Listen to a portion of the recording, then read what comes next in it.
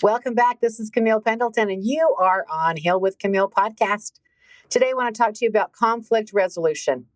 And what do you have to do to prepare yourself? Can you prepare yourself to be ready when a conflict arises in your life? It is, of course, going to happen. We don't get out of life without some sort of conflict, right? And conflict can be good for us. It can challenge us and push us to have to learn, to grow, to deal with ourselves, and have a lot more self-control. I think being prepared for conflict is like a muscle. You go to the gym, you lift weights, you prepare your body for health, you prepare your body for a battle. If you're going to have sleepless nights, if you're going to be climbing a mountain, you want to prepare your muscles for that journey. Well, you can raise your confront level in life, and raising your confront level in life means that you're able to handle more debate, more conflict, more name calling, more difficulty with humanity, with people.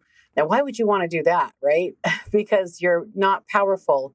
Look, you may be powerful with brawn and able to lift, heavy things, but if you can't handle hearing someone talk to you, at you, say bad things to you, call you names without losing your cool, you're really not powerful. You might be physically strong, but you're not mentally and emotionally strong.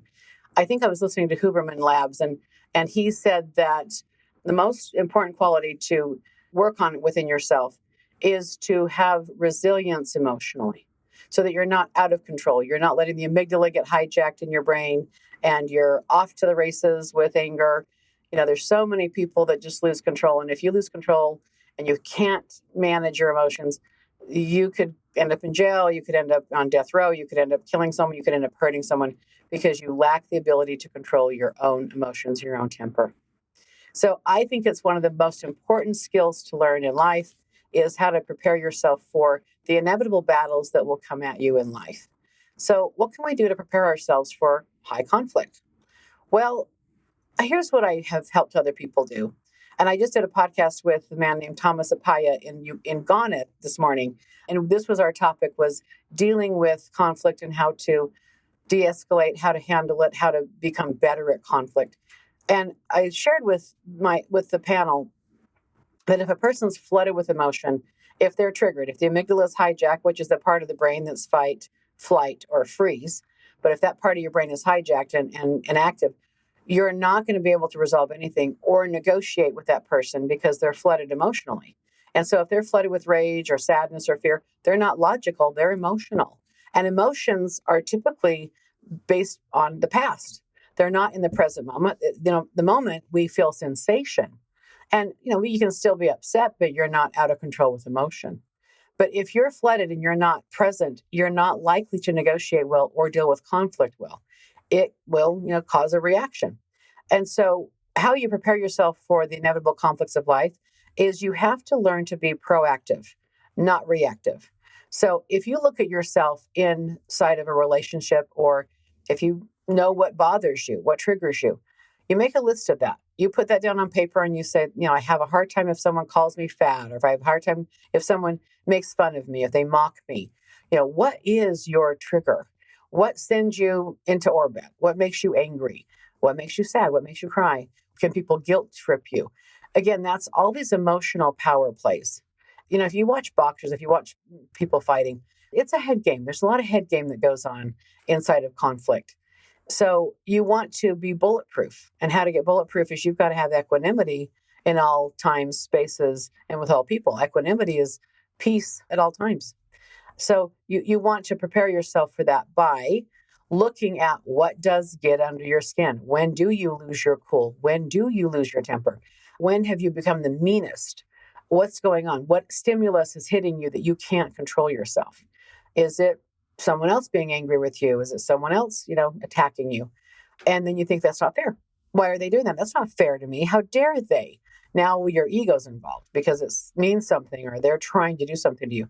Well, you just took the bait. If you kind of go into that state of mind where, how dare they, and they're doing this to me, you accepted that. And so now you're defending or you're trying to posture and square off with these people. Why? Again, you don't have to get upset by this stuff. If you get upset by it, you're going to be weaker because of your upset. When you lose your equanimity, when you lose that peace, you do lose yourself. Great warriors talk about if you're acting out of anger, you're acting out of powerlessness. You're not powerful. There's a desperation with anger. So you don't want to act out of emotion. You want to choose your response, choose your actions, choose your reactions. So if you have a low mood, if somebody can bring you down, that person is a good trainer for you because they're triggering you. And not that I want you to live around that person forever, but if you're upset with life or if you get upset around certain people, that person may be an upset person. And I say upset people. So you want to look at your mood. And if you can manage your mood, choose your feelings, choose your response, not let things get to you, you will have such a high advantage in life. And you'll be able to navigate pretty much anything, frankly. But this is a very, it's a muscle to build. It's an emotional muscle to build. And when I was doing some training myself, my mentor said to me, make me a list. Give me a list of everything that I could say to you that would hurt your feelings, that would make you angry, that you would feel offended by. What could I say to you? Because if you're going to sit in front of people and you're going to be dealing with their cases and try and clear them, look, they may get triggered and they may be angry that you said something or asked something a certain way. And to deflect, they're going to attack you. So if you get attacked, you're going to be ineffective. You're not going to be effective with your client. So I had to give a list of anything that someone could say to me that would bother me to my mentor. And we drilled that list. And the drill was, okay, get present, eye contact, open body position. Are you ready? I'm ready. You, blah, blah, blah, blah, blah. And the first hour, okay, time, I'm triggered. I'm upset. Or F you. And I let myself get triggered because I wanted to have it be an authentic reaction. And he said, let this trigger you. If it's going to trigger you, let's deal with it now, not in front of a client. This went on for, I think, 4 days. And this was part of the process of me becoming a clearing practitioner so I could help people. And I wouldn't get triggered if they were trying to get me off their scent by pissing me off about something, right? Or upsetting me, or seducing me, flirting with me. All of that stuff kind of happened.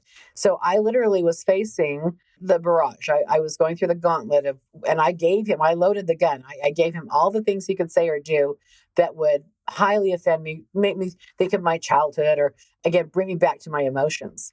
And after days of this drill, I got it. I realized that the nature of this is that people are going to try and figure you out. Where are you weak? Where can I mind trick you? If I can mess you up mentally, I win.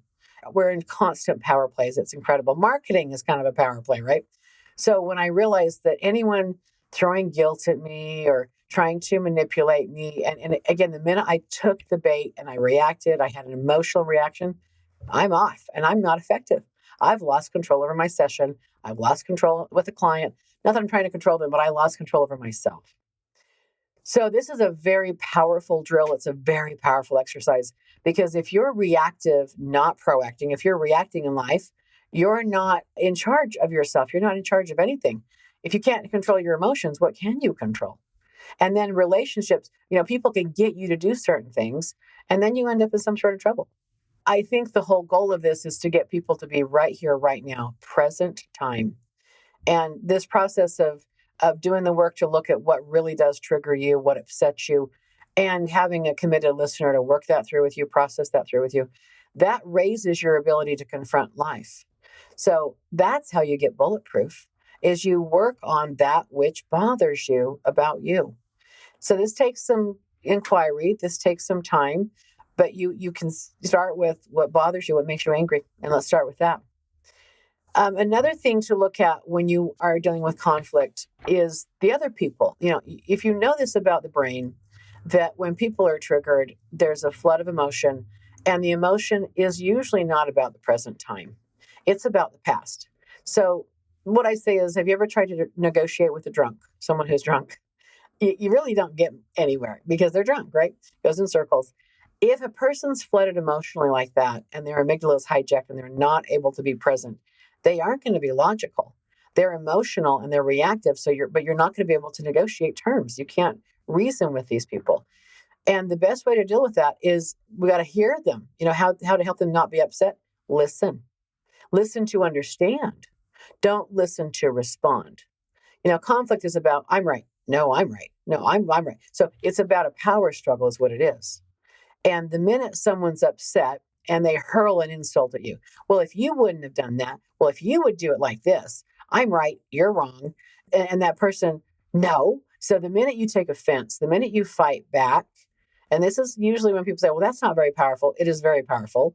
If you're a younger person, brawn and arm wrestling and gnashing teeth, so to speak, it's like I think that the angrier we are as young people, that looks strong. That looks like strength. But I think as I get older, with more wisdom, I can see where it takes a lot more composure, a lot more strength to not react, to not let that person get to you. And the minute you've become hooked, you're defending, you're deflecting, you're calling them something.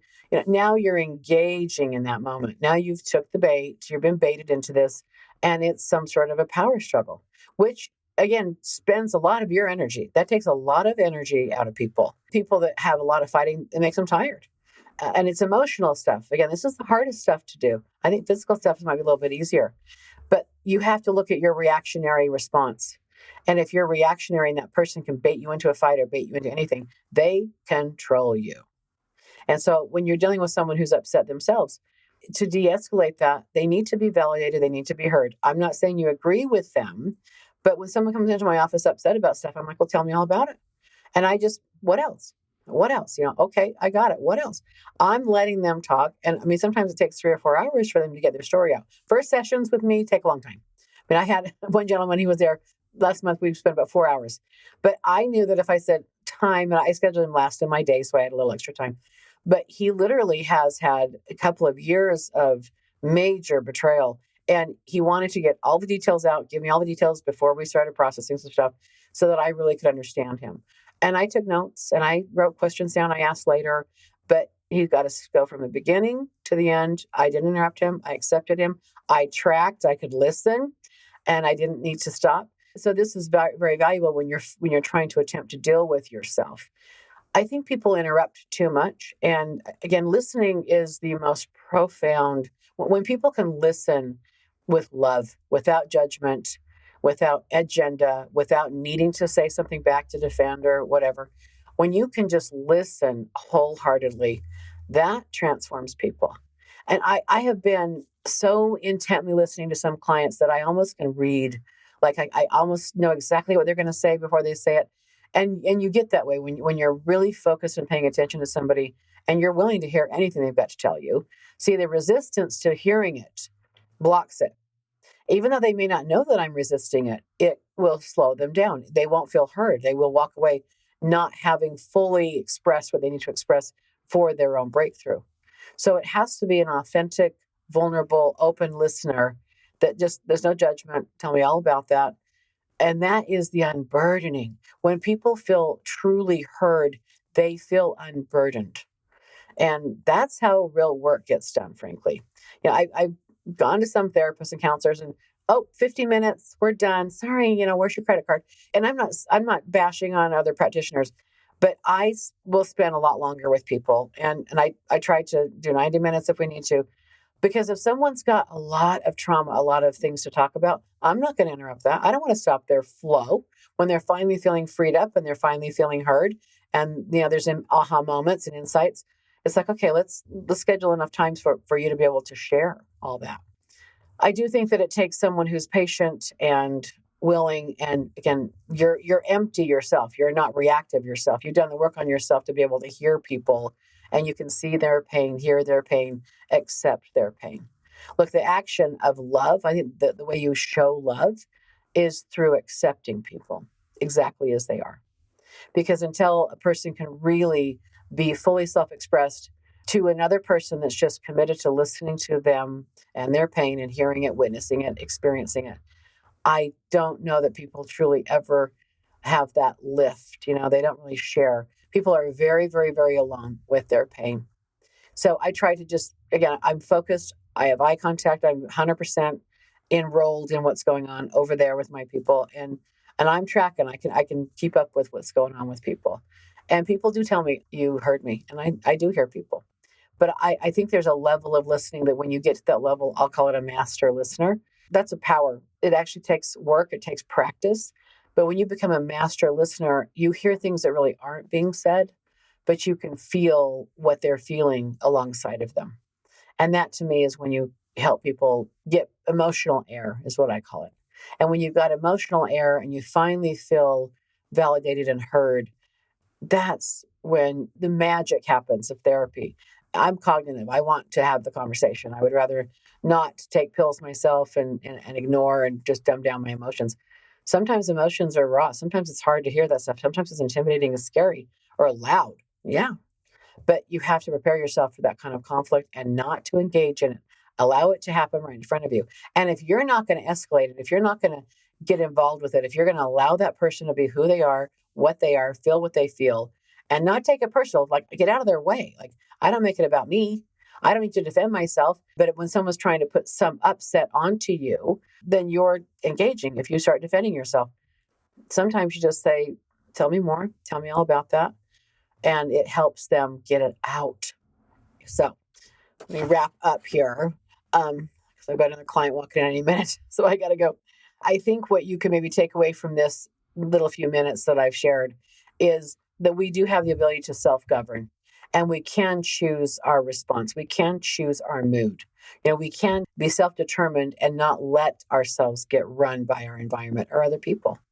And work on your triggers, work on yourself, and maybe have someone say, okay, I want you to say this to me, 10 times. And my goal is to not react. Or if I react, to talk it through with you. And all you do is say, thank you for sharing. What else? What else? That's the secret, is that you have somebody truly listen to you so that you can actually figure this out. Even journaling's great for this too. Make a list of things that if someone said it to you, you would totally, react. And that's where you're going to have life, throw that at you, and then you will be reacting. So if you really want to become bulletproof and solve conflict and not have more conflict and be able to overcome conflict, and for both sides, I mean, this is really a skill for both sides.